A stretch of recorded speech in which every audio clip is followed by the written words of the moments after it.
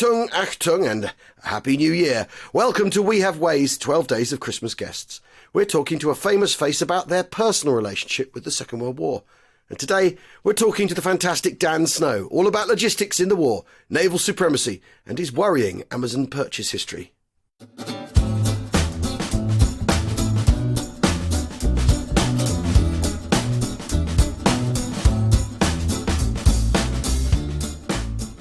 Achtung, welcome to We Have Ways of Making You Talk with me, Al Murray and James Holland.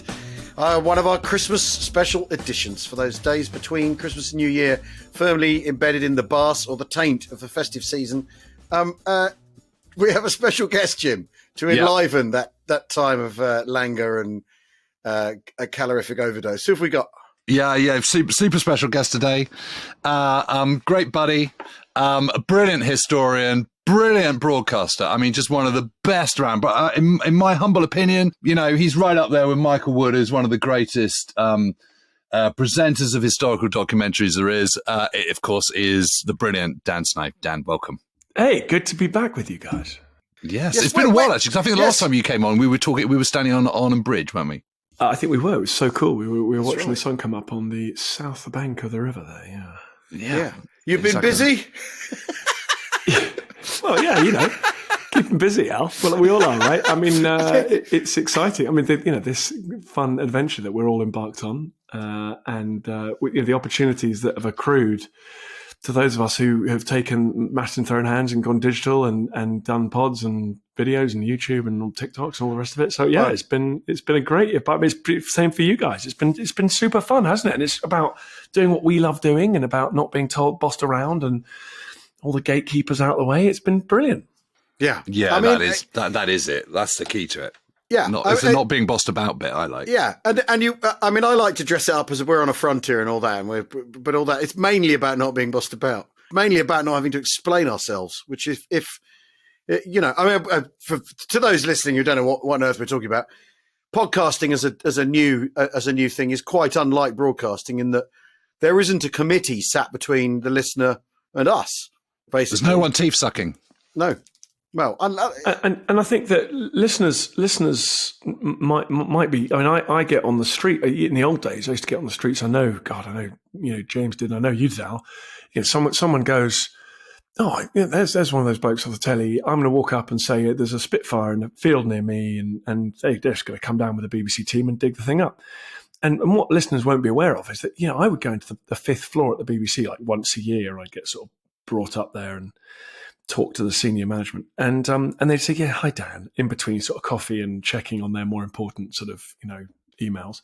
They'd say, "What do you really want to do, Dan?" I'd say, I'd mumble something about the 7 Years' War, you know, thinking, well, you know, it's all meant to be about enthusiasm, isn't it? So I'd sort of say, well, the thing I'm sort of working on at the moment is 7 Years' War. And they'd look at you with like a mixture of sort of pity and bewilderment and anger that they were even in this meeting. I'm like, mate, you're the history commissioner. You're not even like a science guy, right? You're meant to be into this. And so, and it was just like actually humiliating, right? And yeah, you know, one idea in 30 would get off the ground. That's what people saw, obviously, when they watched the tellies. But you didn't see the 29 absolute crash and burn humiliations. But now the thing is with History 8, with you guys, we're able just to say, oh, what little shipwrecks just turned up off the coast of Devon? Yeah, we'll come down and have a look at that on Tuesday.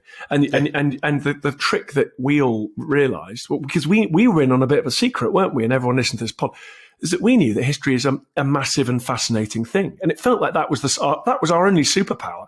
Yeah. There was nothing else.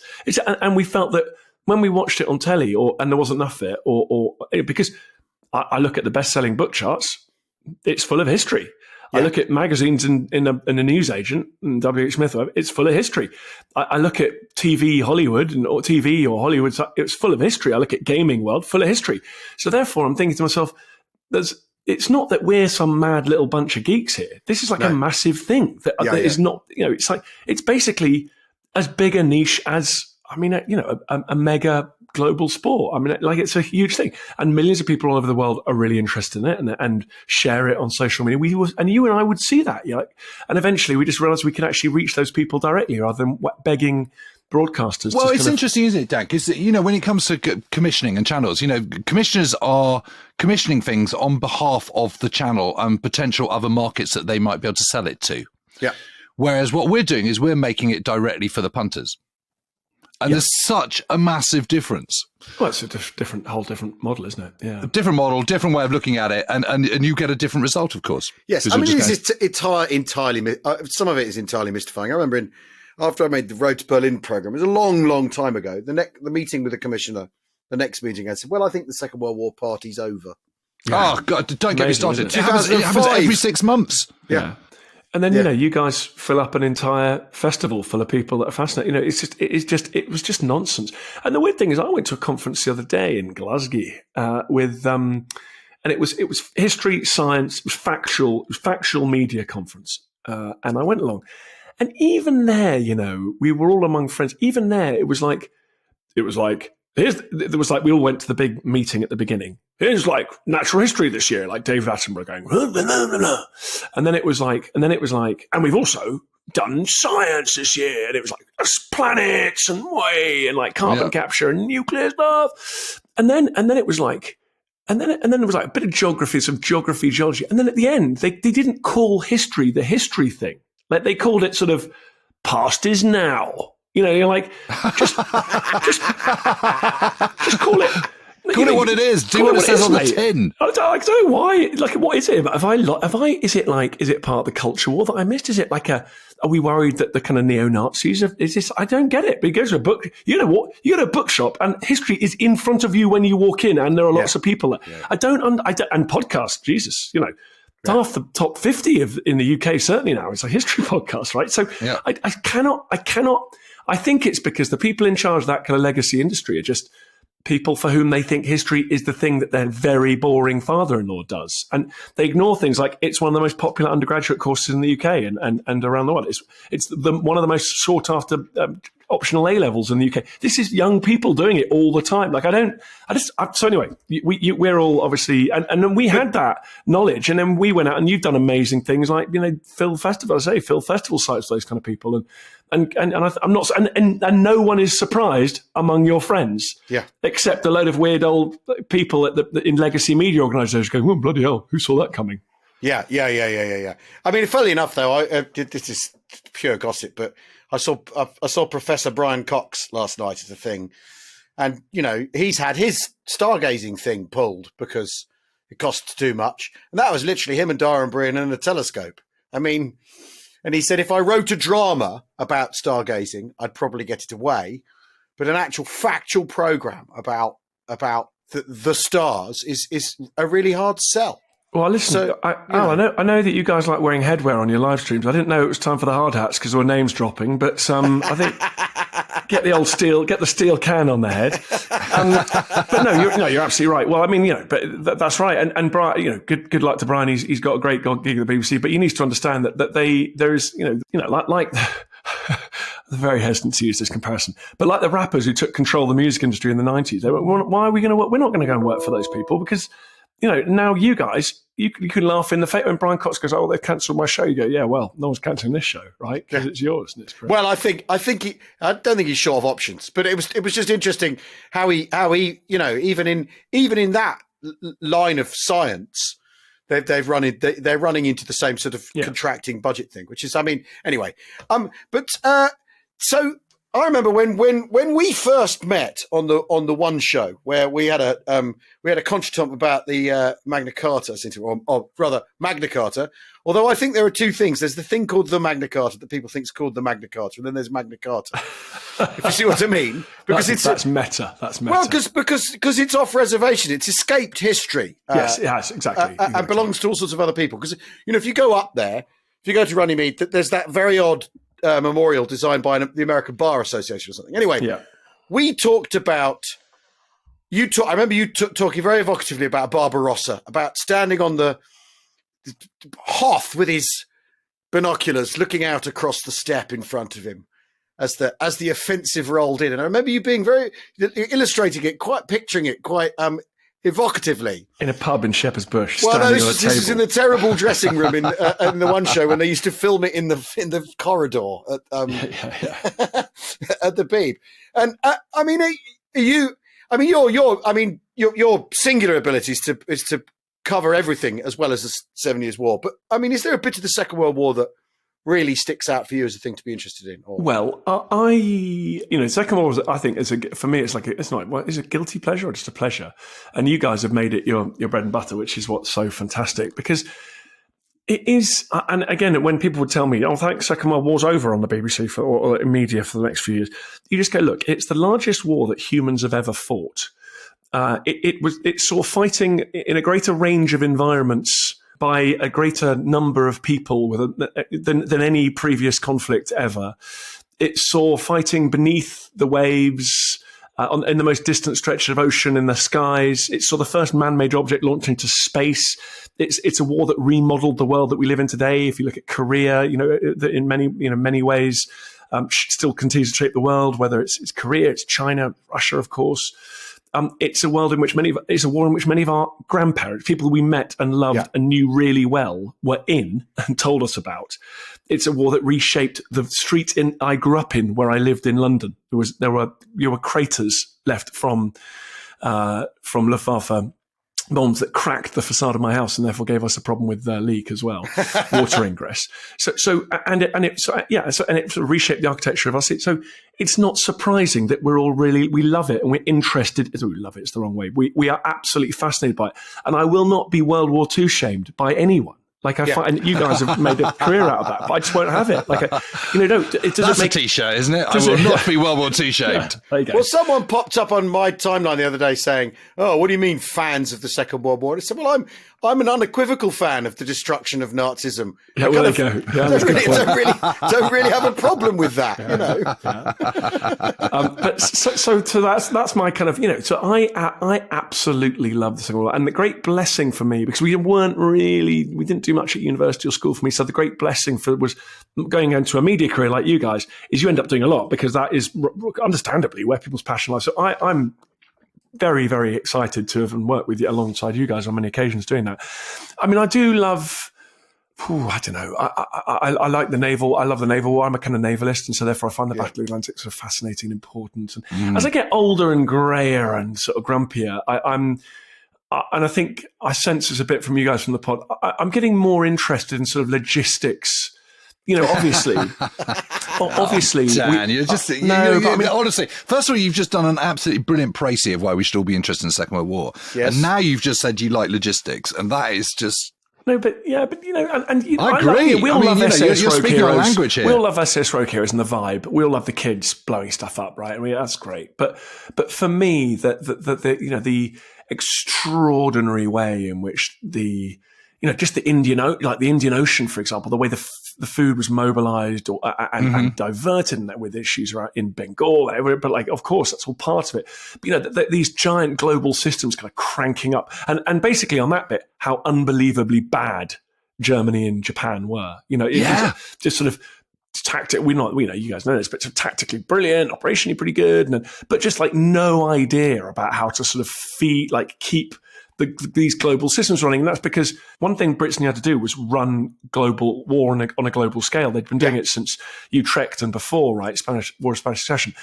And so there's people there in Whitehall just very comfortable with the idea that you're in charge of East African rice, like that. And I just find that, so I find that a bit really interesting. The Battle of the Atlantic, I'm kind of fascinated by, and it's that wonderful mix of the system and like the Dowding system being kind of boring and bureaucratic and geeky and wonderful at the same time. Yes. Do you remember, Al, when we did that thing on was it Freetown? It's one of those West African coastal ports, and basically the British suddenly realised that what they needed was a kind of stop-off point. And the only one was this. But it has mountains coming up just one side of it, and the port is only X, and it only had Y amount of infrastructure. So literally within 3 months, they had to transform it into kind of port the size of Cardiff or something. Yeah. I mean, it's just absolutely insane and incredibly difficult to get to and supply. And they did it, and it's mind-boggling the achievements and the logistical achievements that are carried off. And I find it deeply inspiring as well. And we saw this during COVID. So this point is and lots of people made this point during COVID. So that's one of my nice after the speech points gone blitzed. But for me, what I take from the Second World War is if you look at obviously aviation. If you look at that great Freetown example, you think, God, the things we can do when we put our minds to it. You get these people going, how are we going to achieve energy independence? And you're just like, get a grip, lads. Like, honestly. Well, I like the Churchill quote about the great Churchill quote about the Mulberry Harbours. He said, "Don't argue the matter. Yeah. The problems will answer for themselves." I love that. Yeah. Which is basically just get your end goal and work backwards, which I think is a great mantra for life. Yeah, and that's 18 months though, isn't it? Yeah. That's 18 months from that memo to the thing, leaving harbour in time to arrive on D+1. I mean, it's incredible. And I hear, look, there's economists listen to this who are laughing at my naivety here, but I do think that COVID was a reasonably good example of, well, if you can drop 45 billion quid on a test and trace system that manifestly didn't work, I think, and actually in many ways, obviously the vaccine delivery was astonishing, but you just go, listen, lads, we need to have a moment of national mobilization to get ourselves off buying liquefied natural gas from lunatics, right?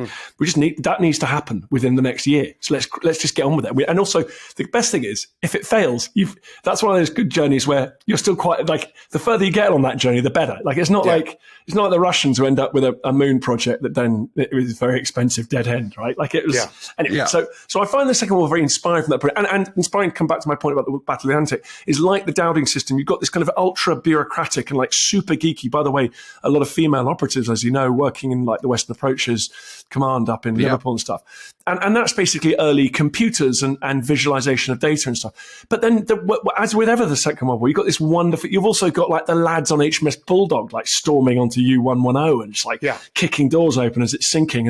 And that, of course, is the drop. That's why it's the Second World War is the greatest story in the world, is because it's the biggest story we've ever told. We have it incredibly well documented, and it goes from the ultra cerebral and the ultra sort of eccentric, charismatic Bletchley, Western Approach, where I was there the other day, and they're telling me about this young Wren who would play war games and beat all these like hardcore destroyer captains that would then go mental but admit that she was brilliant. All these kind of weird little stories that we all love from the Second War. And then, of course, you've got human beings placed in the most extreme positions they're ever placed in. And acts of like, Blair Paddy Mayne, of course, acts of unimaginable valor, courage, hatred, awfulness. You cover this a lot, and it seems sometimes like it's adjacent, but of course it's part of it. When you meet people, as we still can, you can go to North London. Met a woman in North London who was on the platform at Auschwitz. So, you're going that way, love. And these people are still amongst us today. Who can tell you about that. So, I just think that you guys rightly are mining the most extraordinary story in history, and one that can tell us so much about any. If you're into civil engineering, well, it's all there. It's all there. Yeah. Well, if you're into any, I mean, if you're an economist and you want to sort of petri dish, you can look at how all the different economies dealt with it, and the stresses and strains they went under, and what there is to learn from that. Hey, and it's interesting you said that, because when we spoke to Dan Todman ages ago, he said, well, the reason the British do well in the Second World War is because they've got the muscle memory. And I cut in and said, yes, they've been doing this for 200 years since Trafalgar, easily since Trafalgar. And he said, no, since the First World War. And he wouldn't have it. Oh, God. Listen, I'm not going to argue with him, man. I'm not going to argue with Dan Tolman. But I think that's, obviously that really is a matter of blowing dust off the folders, isn't it? I think that's totally true, although I think what is interesting, because having just been to South Africa, is that when you look at British intervention from sort of Lord Carnarvon on, where they're trying a sort of one-size-fits-all imperial thing, how badly it often goes. The Anglo-Boer Wars are disastrous for the British, and yet because the empire is so enormous and wealthy, they can afford to take their time and get it wrong and sort out what they're going to do. And again, that's a pattern in that's a thing that's evident in the Second World War as well, is that we get off to this appalling start. And the First World War to a certain extent. The First World War to a certain extent. Have the time and the money to sort of dust yourself down. And as long as the political will holds out, you turn it around. It's extraordinary. I think the phrase looking for, buddy, is the strategic depth afforded by naval hegemony. There, buddy, time and money. We need to put this on a t-shirt. We need to invent the British way of war, right? Which is the 7 Years' War, the Revolutionary, certainly the Napoleonic War, Crimea, sort of slightly small time frame, First World War, Second World War, Boer War. Is the Brits start real slow. And the reason is because we don't want to keep gigantic standing armies in the field. So you got to start from the beginning. So you got to start from the beginning, but because we know, our money's better spent elsewhere in the economy, basically, and those young lads are better spent than just sitting around in Brandenburg like their German compatriots, right? Their German mates, cousins. So I think that's the thing. But the island thing is good, but critical to being an island is you have to stop people sailing across to you, which is something we work out about in the 17th, 18th centuries. And then you've got this ability to rock back, rope a dope, okay, get your guard up. And then, as you guys have both written so brilliantly about and podcast about all the time, is you put the economy on a war footing and then you end up with a kind of, the British Army in 1814, in 1918 and 1944 are some of the best pound for pound armies in the history of the world, right? And so, but that, because you've got that breathing space at the start. I mean, pretty tough being French, right? Oh, hey, war's declared. By the way, this didn't happen, but like 7 days after war's declared, the enemy can be across the Meuse. Okay, great. Well, that's really relaxing. I mean, we're like, what the hell do you do about that? Right? That's terrifying.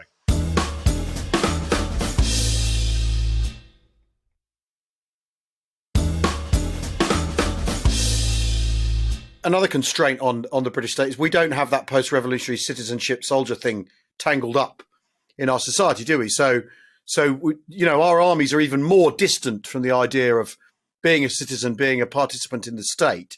So the state has to go that little bit further to get people to take part, doesn't it? Has to take a greater consideration of them.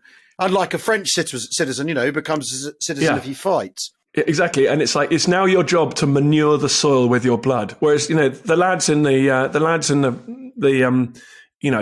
Royal Wessex are just like, hold on a minute, mate.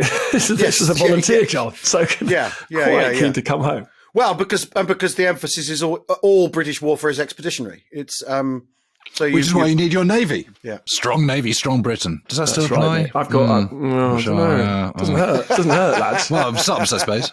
Well, exactly. You need to keep those Western approaches. Keep your arm there, and may I tell you, I've been absorbing a lot, like everyone else. I've been doom scrolling a lot of the Vladimir Putin content, and I mean, how are you feeling about that? I'm feeling really bad. Their subsea assets. I'm not bad. I'm feeling better than I was 3 months ago.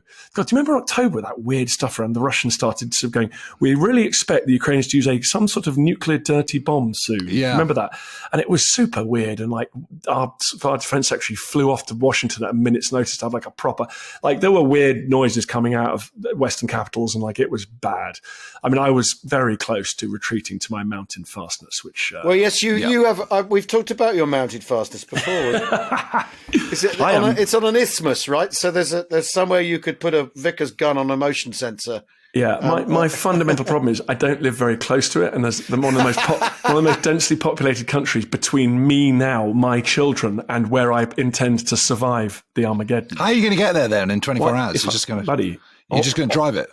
No, of course I'm not going to drive. Have you not been listening to this conversation? I'm going by sea, obviously. Of course you are. Yeah, of course you are. Going by driving. Somewhere around Watford. Jack out the boat and off you go. Somewhere around Watford, there's just a roadblock goes up. Sorry, lads. Yeah, that's no good. Yeah, all of these shotgun cartridges and your children and food are now ours. No. So straight round Cornwall. Straight down. It's an effort. Straight round Cornwall. One day I will share with you boys some of the panic purchases I've made during COVID and really and this and one day but not now because it's too embarrassing. But one day I will share those purchases with you. I will show you the Amazon receipts. Someone at Amazon knows is having a laugh at my expense. Oh, there's Dan. Because you bought this 200 years of MREs just delivered. That's very funny. Yeah, because you bought this. Do you want this? This heavy duty crossbow for, quote, shooting goats. vermin. Yeah, exactly. This pressurized tent for keeping Exactly. chemicals out. Oh, God. But at least you know you'll be able to survive it. Well, I don't, man, because what I'm nervous about is He's not getting there in is time. not getting there in time, and then The nuke comes in, and you haven't electromagnetic even left the pulse. Basically, as solent. I'm passing, unfortunately, my route does take me past a little place called Portsmouth, the Royal Navy's premier naval base. So I've got to get past there. GPS down, I don't know. It's not good, lads. But no, I'm feeling better now. But no, to come back to it, one thing that's very interesting about Putin is the one asset that a lot of people are briefing that he hasn't actually touched, which is annoying, is something that the Russians are very good at, which is North Atlantic subsea, right? Arctic North Atlantic subsea. So, and when the pipeline thing, and then where he lost power to Orkney briefly, was scary, I thought. And pipeline security, cable security. So look, the Western approaches are, some geography is still, I think, may still be very important. And in 50 years' time, are the Chinese flooding the Western approaches with small submarines? I mean, you'd feel bet against it, I would suggest. But so I think all that's, and that's where. And what I love about military history, by the way, is, and I'm reading a brilliant book at the moment about 18th century military history use by people like Wolfe and Cornwallis, who actually did military stuff. Military history is like an essential tool. I love, as you guys do, meeting serving soldiers, sailors, personnel, because, for them, it's not just like a bit of an armchair sort of interesting, quirky thing to do. This is something that makes them absolutely better at their job and helps them think about things and the nature of threat and change and. But that's why getting it right is so important, though, because when things get baked into sort of mythic interpretations of it's fascinating. The work that people have done about Kursk, and the fact that the Soviet, and then consequently Russian interpretation of what happened at Kursk is essentially at odds with what seems to have gone down. Yeah. And yet they've obviously based doctrine on a great deal of what they've told themselves happened, rather than what really happened. Well, and we've seen the sort of obviously, so the current Russian army's got its own problems with the society it's a product of, with graft and corruption, all that sort of stuff. But clearly, this idea that you flood somewhere with armored vehicles, that'll work. The death ride. Because that's what worked. That's what worked in the Second World War. Well, in lots of occasions, it certainly didn't. Yeah, exactly. And especially not at the greatest tank battle of all time. Which isn't. That isn't really what seems to have happened at all. Yeah. And I think that's fast. That's why getting the stuff right is so important, and not being wedded to the mythic interpretations. That is, well, you're absolutely, you are 1,000% right about that. And I was once in Egypt, and we were thrown out of Egypt because we went to the Suez Canal. They revoked our visas because we were doing a thing about the Yom Kippur War, and we were talking about the crossing of the canal. Great. Yeah. And then we said, well, and also Ariel Sharon and counterattack back across the Nile, absolutely stunning, one of the great turnarounds of world military history.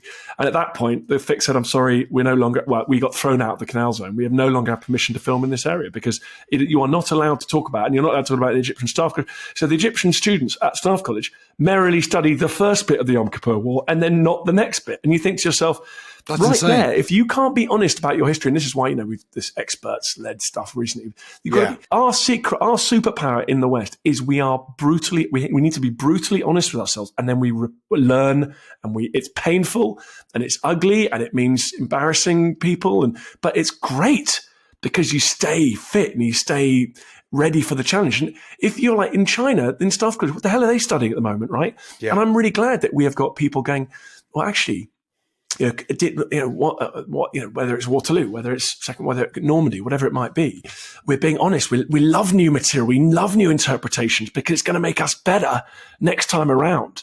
And it's, as you say, it couldn't be more essential. So these poor Egyptian young officers, you're tying one arm behind their back. And the same when American conversations around Vietnam, like how do you talk about Vietnam in the American military? And I'm very impressed at the when I've looked at syllabuses and the reading lists and stuff, like they want those young men and women to be like brutally exposed to the strengths and weaknesses of what happened there, because that's going to save their lives, going to make them better in the future. And that is our superpower. And that's what Putin can't do. It's what China can't do. It's what Iran can't do. So we've got to cling to these advantages. Absolutely. Amen to that. Yeah, completely. This is like a good pep talk, morale pep talk you're giving us here, Dan. Yeah, liberal democracies kick ass. That's the thing to remember, lads.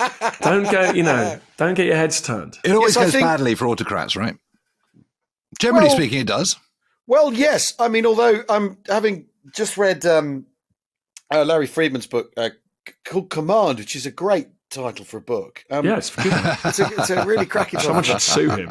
His chat. Well, I think he was out a couple of weeks before me, so maybe the sewage is going in the opposite direction. But his chapter about Saddam Hussein and the first Iraq War is absolutely amazing about how Saddam essentially, to within his own framework and to his own intents and purposes, completely wins that first Gulf War, because the whole point of it was to shore his position up within Iraq. And that's what he gets out the other end of it, regardless of the cost to the Iraqi army, regardless of the cost to the country itself. His sole aim and everything he does is geared to holding his position. And it works. And it's such a fascinating... Was he in danger of being overthrown beforehand? Well, there's a fascinating incident from the Iran-Iraq war where which Larry relates, where basically there's an assault being put in on an Iranian town, and the general trying to run it keeps being interfered with by Saddam, and in the end, what happens is the rest of the Iraqi staff say, "Look, we don't want a coup here. We're not interested in that. You've got to just let us do our jobs properly without you sticking your nose into absolutely everything, right?" And so Saddam backs off. And they make it clear they have no political interest in taking over the country at all. They just need to be allowed to run the war properly. So he backs off. The offensive is successful, and then the bloke in question, the general in question, his daughter is married to one of the Hussein's sons, and so at the end of the war, when the dust has settled, they're forced to divorce. And the guy's sent into exile, but you know, that's his relationship with his generals. It's all about his position. So, and it's a little like Stalin when Stalin feels like interfering, because Saddam was a massive Stalin fan, was a student of Stalin. So you know, when Stalin feels like he needs to stick his oar in, he does. But when he knows he doesn't have to, he steps away. And Saddam was like that. But in the first Gulf War, the entire thing is about shoring up his position. And it works. Speaking of Stalin, the excellent Ian McGregor, who's a great friend of yours, been on the pod many times, and beautiful Stalingrad book. He and I filmed a thing for history the other day, and we basically sort of, one of those ones where you kind of argue a point. Like I was asking him to argue from Stalin's point of view, and he and I basically staggered out of that filming session going, we think we've just realised that Stalin is the most consequential statesperson of the 20th century. Like he basically dominates the USSR from the 1920s to 1950s through the most periods that I don't even need to tell your listeners about. Basically dominates Eurasia through the second half of that. Right, is a kind of it takes Russian nuclear, achieves everything. The most superb Russian foreign policy wins probably since Tsar Alexander's in Paris at the end of the Napoleonic Wars. You're like unbelievable, like basically conquers Eastern Europe. Like it's moves the Soviet border miles to the west. Yeah. I mean, it is a kind of, he comes out. I mean, obviously, everyone a criminal in every conceivable way, but what an extraordinary, towering figure of the 20th century. Like absolutely. When you kind of just look beyond that Second World War as well, it's pretty remarkable. Yeah. I'm still reading from that thing that that Alex Ritchie told me about Anthony Eden going to do these talks in Moscow in December 1941. And obviously, it's as far as they're concerned, Soviet Union's on its uppers and down on its uppers and staring down the barrel and all the rest of it. And the first thing Stalin says to Anthony Eden is, right, after the war, this is what I want. Yeah. Yeah. I mean, it's just incredible. Yeah. Absolutely extraordinary, isn't it? Well, but I mean, it's that thing of even, it's the quote I have in the book where in November of 1941, he's saying, well, this war is going to be won by the people who make the most engines. That's us. We'll be all right. And he's saying that with the enemy at the gates, it's extraordinary. But you guys, this is the big point about the world. Is the world, like the Axis, it's fascinating to me what's surprising about World War II is how extraordinarily well the Axis do up to December 1941, right? And arguably, obviously, then summer of 42 a bit as well. But when they had no business being that good, right? And so therefore, and Dan Todman came on my pod, and speaking of legends, speaking of Dan, and he said what's fascinating about the summer of 1940, when Hitler is launching an air assault on the UK in many ways, the government is still low rates of interest borrowing government debt, right? Like so there's no one in the same way that when Hitler's scouting units are allegedly, maybe that's been questioned now, but in sight of the Kremlin, people are still going, Germany is not going to conquer the world. Like it's very unlikely that Germany is going to basically conquer from the Scilly Isles to Vladivostok against China, the USSR, Britain, and with America obviously sort of heavily lean. Well, by that stage in the war, and yet, so that's kind of what's dramatic to us is that he does put the Frighteners into Britain in the summer of 40, and he does advance to the outskirts into Moscow in 41. In a way, that's what's so remarkable, because you've also got these conversations going, well, yeah, after the war, we're going to do this, that, and the other. It's difficult for us to divorce those two things, isn't it? Because a lot of punters out there think Hitler was about to win the war in 1941. But actually, a lot of statespeople at the time were like, no, he's not. It's going to be a pain in the ass, but he's not. Yeah. Well, and then the Allied societies all of them start making serious plans for afterwards. Well, yeah. Beverage, welfare state, all that kind of stuff. Exactly. The German plans are all sort of hallucinations. And when you see Hitler inspecting the model of Germania or whatever, it shows the extent to which they always were locked into a fantasy view of the world, that he's still locked into it at the end. Whereas, like you say, the Americans are figuring out when to stop Lend-Lease, and the British are, the British are worrying about the welfare state and whether the army's too left wing, and they're bothered with those things rather than the Americans are busy picking off British, trying to undermine British. Exactly. The oft lamented the Americans trying to work out how they can topple both Germans and British Empire. they've got two empires, or three to deal with. Busy. Sure, leave the Soviets, boys. I'll do well. What are your history hit plans for next year? Well, history plans are great, very exciting. Like you guys, that so many opportunities that come along, because lots of people in the world doing lots of interesting things, right? So there's some interesting archaeology on a very, very, very, very, very, very well-known early modern battlefield that Brits and others fought on, that will be coming up soon.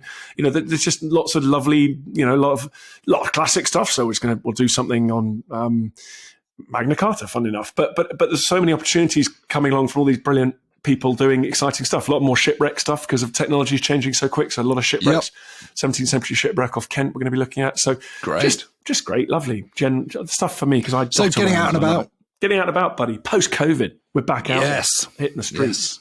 Well, Dan, great to talk to you as always, and thank you for coming on. And I hope you have a very, very happy Christmas.